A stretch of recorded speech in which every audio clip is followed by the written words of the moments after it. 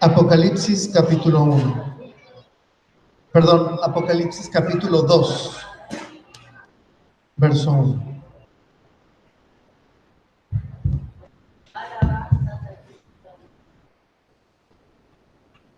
Apocalipsis capítulo 2, verso 1. Cuando lo tenga, me lo indica con una alabanza a nuestro Dios.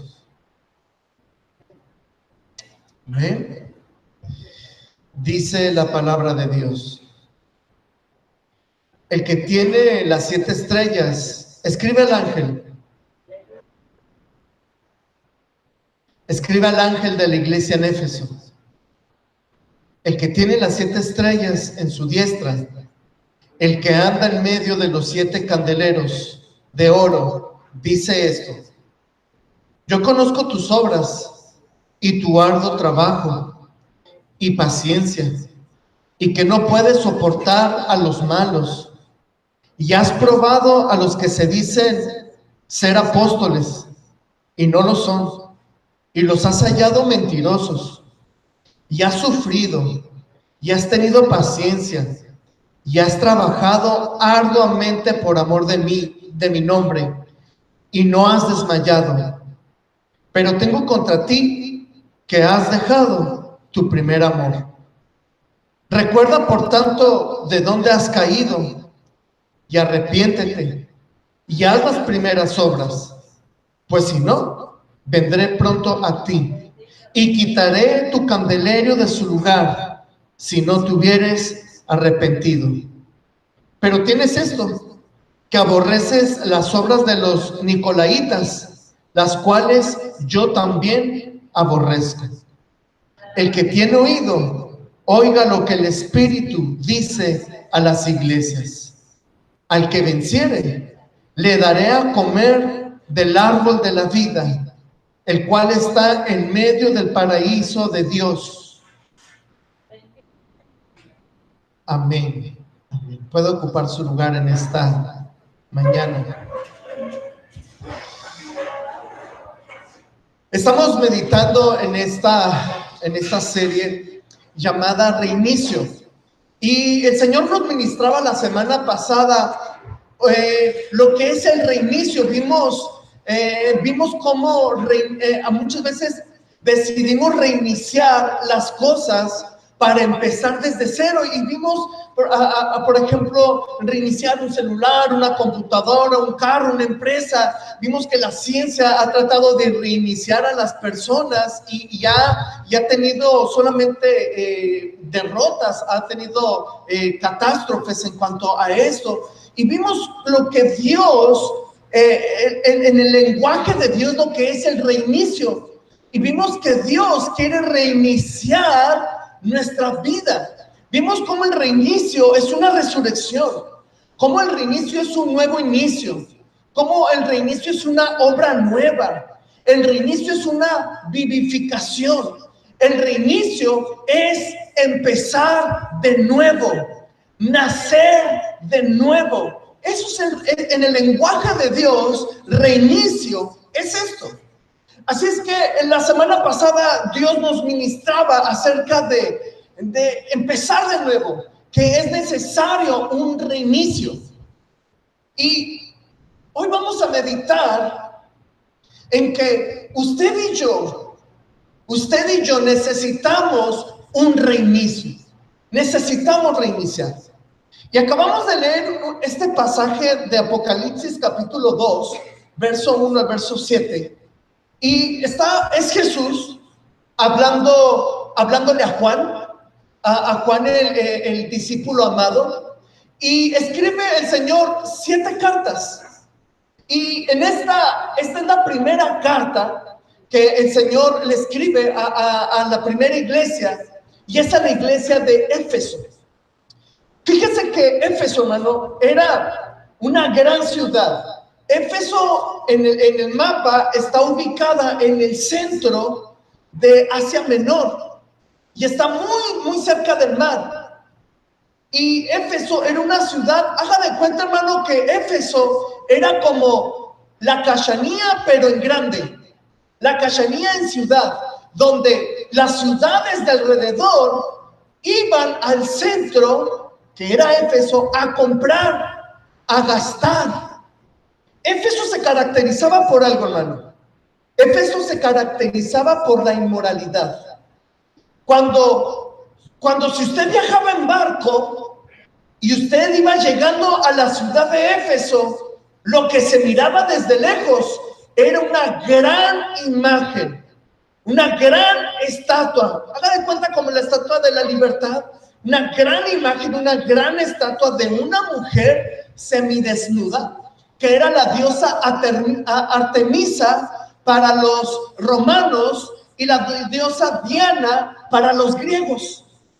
El culto de la ciudad en Éfeso, la religión que predominaba era la inmoralidad. Entonces, el apóstol Juan vivía en esa ciudad y la iglesia, había una iglesia cristiana en medio de esa ciudad. ¿Y qué tiene que ver esto? ¿Qué trascendente tiene que ver esto con la diosa Diana que esté en esa ciudad de Éfeso? Uno de los pecados que más abundaba en esa ciudad, aparte de la inmoralidad, era el egoísmo, era la rebeldía, era la mentira. Ahorita lo vamos a ver por qué. Así es que, hermano, así es que Juan, la primera carta que el Señor Jesús le dice a Juan que escriba es a la iglesia de Éfeso. Así es que vamos a estar meditando, hermanos, en estos versículos. Y mi propósito es en esta mañana que sea la palabra de Dios hablándonos a nuestra vida. Y para eso vamos a ver verso por verso y vamos a dejar que la escritura nos hable. Yo le invito a que usted abra su espíritu, abra su corazón y permitamos a Dios que Él ministre en nuestra vida. Verso 1. Mire, vamos al verso 1. Dice la Biblia, dice, escriba al ángel de la iglesia en Éfeso, el que tiene las 7 estrellas en su diestra, el que anda en medio de los 7 candeleros de oro, dice esto. Este versículo, hermano, nos habla de 7 iglesias. Y estos siguientes versículos de Apocalipsis nos hablan de 7 iglesias que representan las 7 iglesias, o la iglesia representado en 7 de diferentes maneras en diferentes generaciones. Y la primera, vamos a ver las características de esta primera iglesia. El misterio, hermano, de estas 7 estrellas. ¿Cuál es el misterio de estas 7 estrellas? Bueno, eso lo encontramos en el capítulo 1, verso 20. ¿Quiénes son las 7 estrellas? ¿Quién es este candelero de oro? ¿Quiénes son estos 7 vasos? Bueno, lo encontramos la respuesta en el capítulo 1, verso 20. Dice, el misterio de las 7 estrellas que has visto en mi diestra y de los 7 candeleros de oro son, las 7 estrellas son los ángeles de las 7 iglesias. Y aquí la palabra ángel tiene que ver con pastor. Se refiere a 7 pastores. Y se le da el nombre de ángel por la cuestión de ser guardián o ser representante. Entonces, las 7 estrellas son los 7 ángeles o los 7 pastores. Ahora, y los 7 candeleros que has visto son las 7 iglesias. Así es que el mensaje que el Señor Jesús le está revelando al apóstol Juan es un mensaje a 7 iglesias, a 7 pastores, y hoy vamos a concentrarnos solamente en una, porque esta iglesia de Éfeso nos representa la necesidad de un reinicio. Verso 2 y verso 3.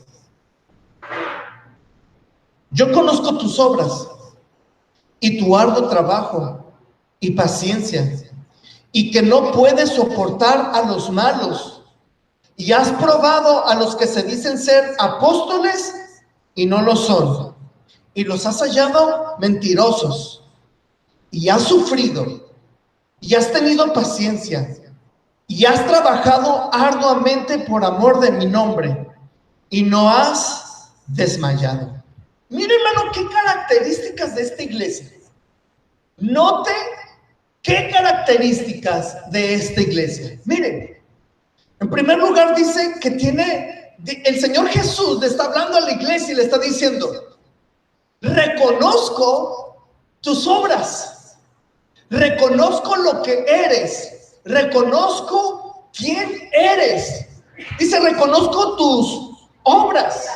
Y al hablar de obras, vemos que es una iglesia que tiene buenas acciones, una iglesia que es muy generosa, es desprendida, ayuda al pobre, ayuda al necesitado. Es una iglesia que tiene buenas virtudes, buenas acciones.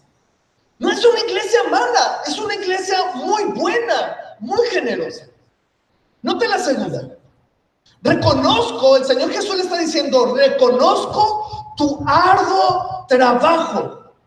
Entonces vemos que la característica de esta iglesia es que no es pasiva. No es una iglesia que está tranquilita, no, es una iglesia que está activa. Es una iglesia que está ocupada. Es una iglesia que está trabajando. Es una iglesia que está siempre haciendo algo productivo.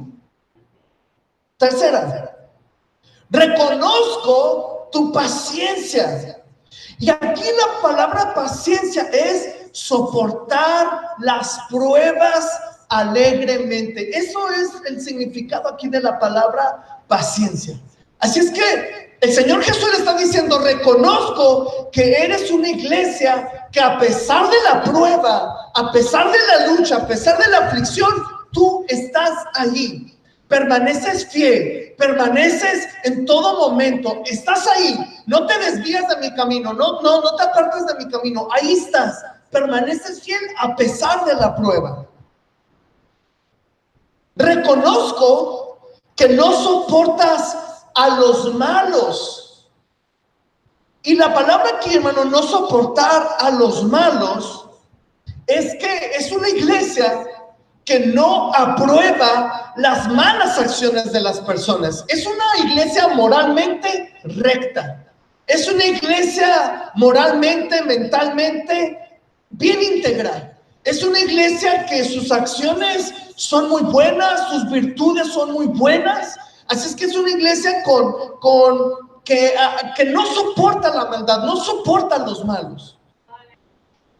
Dice el Señor Jesús, reconozco que pruebas a los que se dicen apóstoles y no lo son y los has hallado mentirosos. Y aquí la palabra probando a los que se dicen ser apóstoles, vemos que es una iglesia que sabe identificar de la verdad y del error. Es una iglesia que sabe identificar cuando ve a un predicador o ve a un maestro o ve a alguien que se dice hermano y no lo es. Éfeso era una iglesia que sabía identificar. Este no es. No. Esta es mentira. De hecho, el Señor Jesús lo vuelve a recalcar en el verso 6. Mire el verso 6. Mire, vamos al verso 6. Pero tienes esto, que aborreces las obras de los nicolaitas, las cuales yo también aborrezco. Los nicolaitas, hermanos, eran una secta formada por un hombre llamado Nicolás. Fíjese que este hombre Nicolás se autonombró diácono. Y una vez que se autonombró diácono, se infiltró en la iglesia y se hizo pasar por cristiano, se hizo pasar por diácono, y lo que hizo fue influir en las personas a la inmoralidad y a la rebeldía. Entonces, la iglesia de Éfeso lo identificó inmediatamente y lo ubica y lo exhorta, y este hombre sale, pero saca a varios de la iglesia y se los lleva afuera. ¿Recuerdas que me habías preguntado quiénes son los nicolaítas, no? Esos eran los nicolaítas. Entonces este hombre hizo su propia iglesia y entonces él dice, bueno, vamos a hacer nosotros esta iglesia y la esencia de su iglesia era eso, la inmoralidad, la rebeldía contra el sistema. Esos eran los nicolaítas. Entonces el Señor le dice a la iglesia de Éfeso, tú eres una iglesia que pruebas a los que se dicen ser apóstoles y no lo son y los encuentras mentirosos. Mire, una iglesia que sabe identificar entre la verdad y el error. Dice el Señor Jesús, reconozco que eres sufrido con paciencia. Y aquí, hermano, la palabra sufrido con paciencia es que padece por ser tan recta y trabajadora. Es una iglesia, hermanos, que a pesar de que es muy trabajadora, muy servicial y que está ahí en los caminos de Dios y que sufre tribulación y sufre por todo eso, porque es tan trabajadora y porque es ahí tan servicial en la obra de Dios, sufre penalidades por eso. Reconozco que trabajas arduamente. Así es que el Señor Jesús está reconociendo de la iglesia de Éfeso que es responsable en su trabajo, es responsable en su ministerio, es responsable en todo lo que hace, lo hace diligentemente y con responsabilidad. Reconozco que no has desmayado, no te has desmayado a pesar del trabajo. ¿Y qué significa aquí la palabra desmayado? Es que el Señor Jesús está reconociendo de la iglesia de Éfeso que trabaja a pesar de que está cansado y a pesar de la enfermedad. Eso es, que trabaja hasta a pesar o que no ha desmayado, que trabaja con mucho esmero y que no descansa ni aunque esté enfermo. Mire, hermano, ¿qué panorama tenemos aquí frente a la Escritura? No hemos avanzado más que en estos, hasta el versículo 3.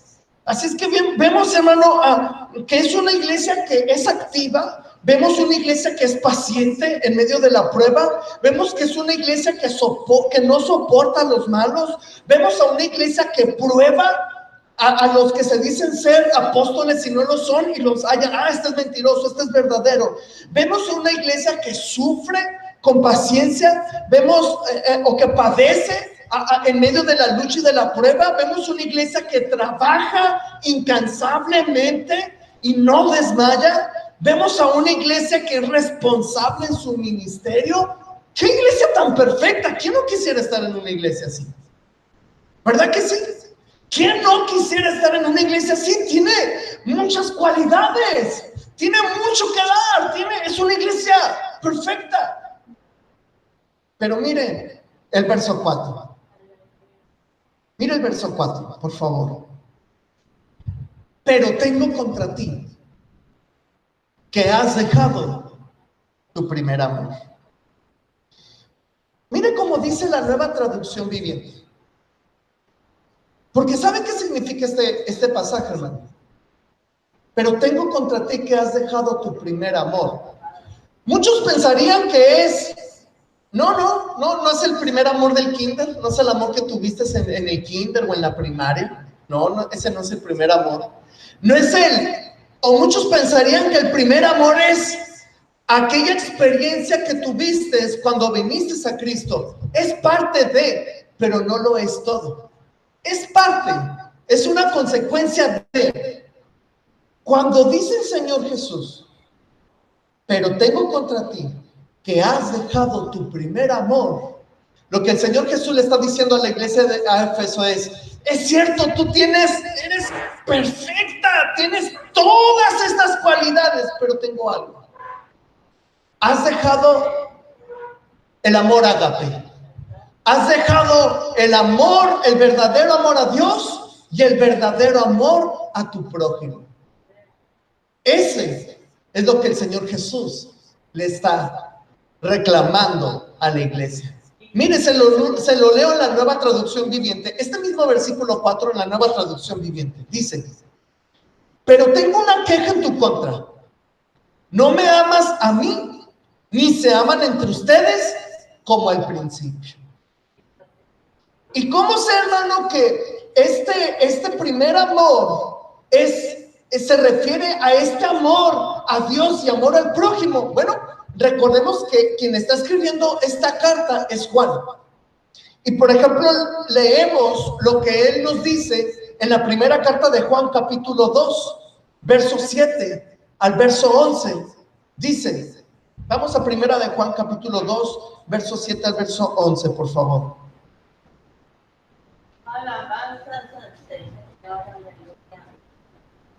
Dice la Biblia: hermanos, no os escribo mandamiento nuevo. Fíjense lo que está diciendo el apóstol Juan. No os escribo mandamiento nuevo, sino el mandamiento antiguo que habéis tenido desde el principio. ¿A cuál principio se refiere Juan? Bueno, leemos la carta que él mismo escribió, que es el Evangelio de Juan, capítulo 1, verso 1. En el principio era el Verbo. Y está hablando de Jesús. Así es que no les escribo un mandamiento nuevo, sino aquel que tuvieron desde el principio. Este mandamiento antiguo es la palabra que habéis oído desde el principio. Sin embargo, os escribo un mandamiento nuevo, que es verdadero en él y en vosotros, porque las tinieblas van pasando y la luz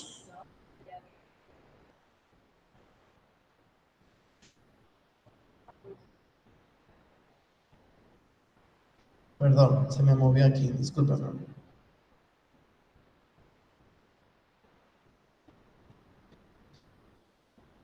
Y él es la propiciación. Perdón. Verso 8. Sin embargo, os escribo un mandamiento nuevo, que es verdadero en él y en vosotros, porque las tinieblas van pasando y la luz verdadera ya alumbra. El que dice que está en luz y aborrece a su hermano, está todavía en tinieblas. El que ama a su hermano permanece en la luz, y en él no hay tropiezo.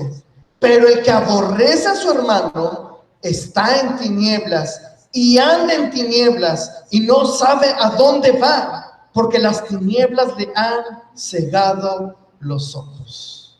Así es que ese es el mandamiento a lo cual Juan se está refiriendo en lo que el Señor Jesús le está diciendo a Juan en Apocalipsis. Pero tengo contra ti una cosa, que has dejado tu primer amor. Así es que Juan en esta carta nos está diciendo que Juan les está diciendo: no les voy a dar un mandamiento nuevo, sino que el que escucharon desde el principio, el cual es: el que aborrece a su hermano es mentiroso, porque el que aborrece a su hermano no ha venido a la luz, pero el que ama a su hermano ha venido a la luz, porque está en la luz, porque el amor del Padre está en él. ¿Y cómo sabemos que es este amor al cual se refiere el mismo apóstol Juan en el Evangelio, capítulo 13, verso 34 y verso 35? Dice: un mandamiento nuevo os doy. Está Jesús hablando. Un mandamiento nuevo os doy, que os améis unos a otros como yo os he amado, que también os améis unos a otros. En esto conocerán todos que sois mis discípulos, si tuvieres amor los unos con los otros. Así es que vemos, hermano, que lo que el Señor Jesús nos está diciendo aquí en el Apocalipsis, que lo que tiene contra la iglesia de Éfeso es, lo que le reprocha es que ha abandonado su primer amor. Es el verdadero amor a Dios y el verdadero amor al prójimo, que es lo que conocemos usted y yo como el amor ágape. Y entonces, es por eso que cuando Juan escribe esta carta a la iglesia de Éfeso, la iglesia en Éfeso está pasando por unos momentos bien tremendos, bien difíciles, porque en ese momento reinaba en Roma Diocesano. Y ese diocesano se hacía llamar a sí mismo rey y le pedían que cuando se dirigían a él le dijeran Dios mío y Señor mío. Y entonces este diocesano perseguía a los judíos y a los cristianos y los torturaba. Entonces está viviendo la iglesia de Éfeso momentos bien difíciles. Y esto, hermano, es un tipo de hoy en la actualidad. Hermanos, sin duda estamos viviendo los últimos tiempos. Pronto Cristo vendrá por su iglesia. Pronto Cristo vendrá por su iglesia. Pronto Jesús vendrá por su iglesia. Y el Señor Jesús nos dice que en esos últimos tiempos vendrán cosas tremendas, cosas difíciles. Y una de las características de esos tiempos, de esos últimos tiempos, que eran la señal de sus últimos tiempos, es que la iglesia iba a abandonar su primer amor. Lo vemos al Señor Jesús diciéndolo en Mateo capítulo 24, verso 10 al verso 12. Dice el Señor Jesús: muchos tropezarán entonces y se entregarán unos a otros. Habla de entregarse a los tribunales, habla de entregarse a los juzgados. Y se entregarán unos a otros, y unos a otros se aborrecerán. Y muchos falsos profetas se levantarán y engañarán a muchos.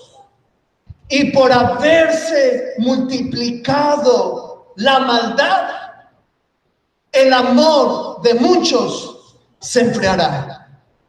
Y a usted que le gusta estudiar, a usted que le gusta, a aquellos que les gusta meditar en esto, yo le invito a que usted, saliendo de la reunión, vaya a su casa y tome sus libros, sus estudios y busque esta palabra de este pasaje, amor. Y usted se va a dar cuenta que el Señor Jesús se está refiriendo al amor hacia Dios y el amor de los unos a los otros.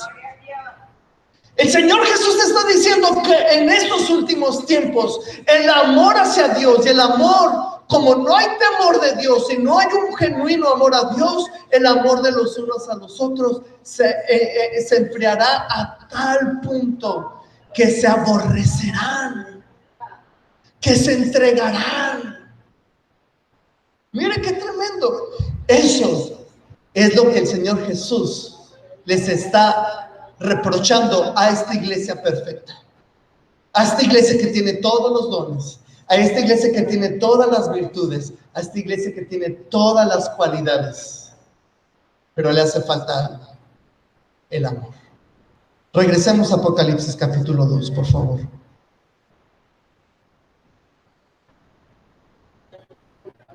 Verso 5.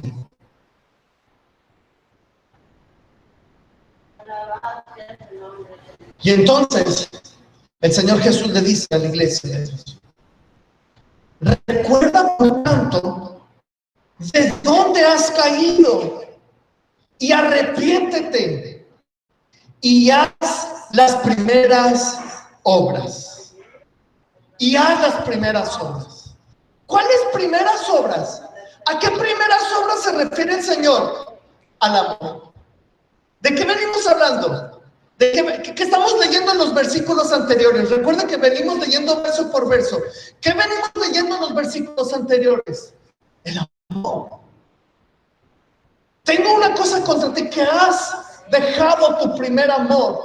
Es el amor hacia Dios y el amor hacia el prójimo. Entonces, lo que el pasaje aquí en el versículo 5, en esta primera parte, nos está diciendo: recuerda entonces de dónde has caído, arrepiéntate y vuelve a las primeras obras. Esas primeras obras son el amor genuino a Dios y el amor genuino a mi prójimo. Se lo leo en la Nueva Traducción, en la traducción lenguaje actual. Verso 5, la primera parte en la traducción lenguaje actual, dice: por eso, acuérdate de cómo eras antes y vuelve a obedecer a Dios. Deja de hacer lo malo y compórtate como al principio. Y entonces llegamos, hermano, al asunto el cual nos compete en esta mañana. Este pasaje nos habla de la necesidad de un reinicio. Este verso nos habla de un reinicio. Es necesario, hermanos, que nos detengamos por un momento y que veamos cómo éramos antes en nuestro primer amor. Veamos cómo somos ahora y reiniciemos nuestra entrega a Dios. ¿Cómo eras? ¿Recuerda usted cómo era cuando usted aceptó a Cristo? Yo recuerdo que todo era felicidad y todo lo miraba color de rosa, color blanco. Nada, todos mis hermanos eran perfectos. La iglesia era perfecta. Siempre quería estar ahí. Siempre quería orar.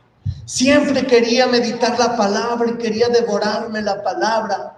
Siempre sonreía. Siempre le hablaba a otros. Siempre perdonaba a otros. Siempre le daba amor a otros. Siempre, porque el amor de Dios estaba en mí. ¿Usted recuerda, hermano, cómo era antes? ¿Usted recuerda que solamente usted prendía la grabadora y escuchaba un canto y ese canto lo hacía llorar y lo hacía entregarse y decía, Señor, sí, sí, yo quiero estar contigo, sí, gracias Dios, y estar en su presencia? Recuerda ese momento, hermano, cuando todo era dicha y felicidad y que no había nada en el corazón que le pudiera estorbar para adorar al Rey. Qué bellos esos momentos, ¿verdad que sí, hermanos? Eran bellos esos momentos. Eso es el primer amor.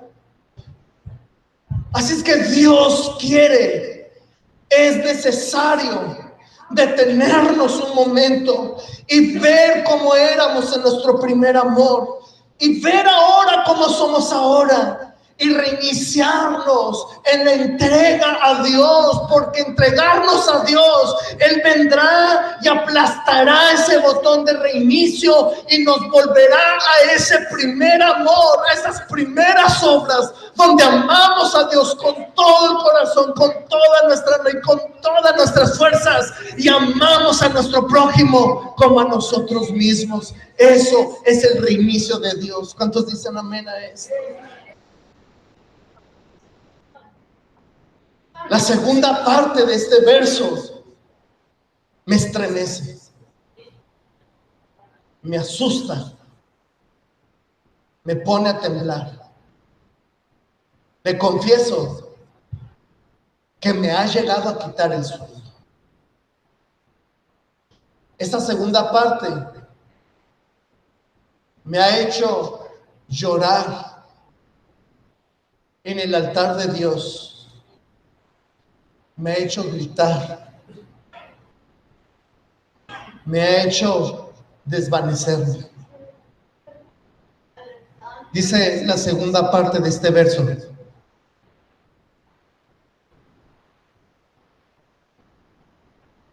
pues si no, vendré pronto a ti y quitaré tu candelero de su lugar, si no te hubieres arrepentido. La traducción lenguaje actual dice: si no lo haces, yo iré a castigarte y quitaré tu candelabro de su lugar. El brillo de la iglesia, hermanos, es la presencia del Espíritu Santo actuando en cada área de la vida cristiana. Si algo me da miedo, si algo me da pavor, es que el Espíritu Santo se aleje de mi vida. Me da pavor pensar que yo esté aquí parado y haber gastado mi tiempo en preparar, en hacer, en llevar a cabo algo, y de pronto llegar a la presencia de Dios, que Dios me diga, es que yo nunca estuve contigo y no te diste cuenta. Créame, hermano, eso me ha llegado a que el sueño se me vaya. Eso me ha llevado a llorar y a clamar delante de la presencia de Dios. Le he dicho a Dios, Dios, perdóname, porque soy pecador. Te sigo fallando, Señor. Por favor, no te alejes de mí. No quites de mí tu Santo Espíritu. Porque el pensar, vivir esta vida sin la presencia de Dios, nada de esto tiene sentido. Qué duro. Dios es un Dios de amor, pero también es fuego consumidor. Y leyendo estos versos, como lo hemos estado haciendo ahorita, me doy cuenta que lo que el Señor no soporta es la falta de amor. ¿Qué tanto no le llega a molestar a Dios la falta de amor? Que Él diga, tú que eras ese candelero, que estabas ahí para alumbrar, por cuanto has dejado tus primeras obras, que es el amor a Dios, el verdadero y genuino amor a Dios, y el amor al prójimo. Dice la traducción lenguaje actual, arrancaré tu candelabro.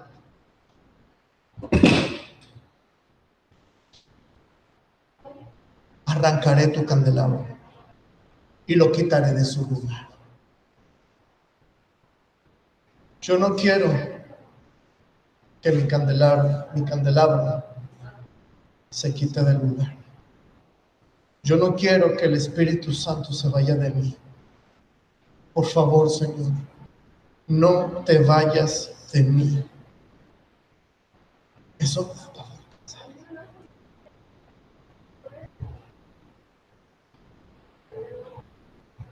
Verso 7. En la primera parte. Dice la Biblia. He aquí. Perdón. El que tiene oído, oiga lo que el Espíritu dice a las iglesias. Dice la Nueva Traducción Viviente. Todo el que tenga oídos para oír debe escuchar al Espíritu y entender lo que Él dice a las iglesias. Como este es un mensaje de Cristo a la iglesia, entonces, este es un mensaje para los espirituales. Este es un mensaje para aquellos que son espirituales. Y les está diciendo, bueno, ustedes que son espirituales, entiendan que este es un mensaje que viene del Espíritu Santo. La persona espiritual entenderá que esta palabra viene del Espíritu Santo y no podemos hacer oído sordo a ello. Y yo al escuchar este mensaje de Dios hablando a mi vida cuando lo meditaba, de pronto me detuve y cerré mi Biblia y empecé a analizarme a mí mismo. Y empecé a preguntarme, Iván, ¿qué te provoca este mensaje? ¿Qué te provoca este mensaje? Y sinceramente, hermano, sinceramente, honestamente, le digo, me alertó. Y no pude hacer otra cosa más que clamar a Dios y decirle, Señor, perdóname. Perdóname, Dios. Porque mi trabajo mis afanes, mis errores, mis fallas. No lo disfrazo, Señor. Mi pecado me quiere cerrar mis oídos para no escuchar este mensaje. Perdóname, Señor. Y en ese momento el Espíritu de Dios vino a mi vida y me trajo paz.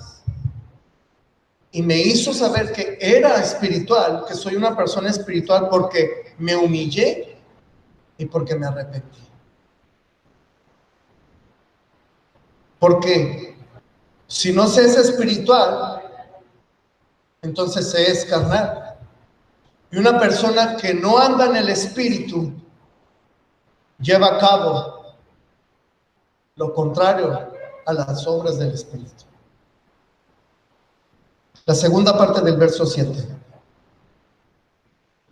Al que venciere, diga, al que venciere, le daré a comer del árbol de la vida, el cual está en medio del paraíso de Dios. Y el que venciere nos enseña que usted y yo necesitamos, como iglesia, siempre a entender, hermano, que siempre, al que venciere, ¿qué? Al que venciere, ¿qué?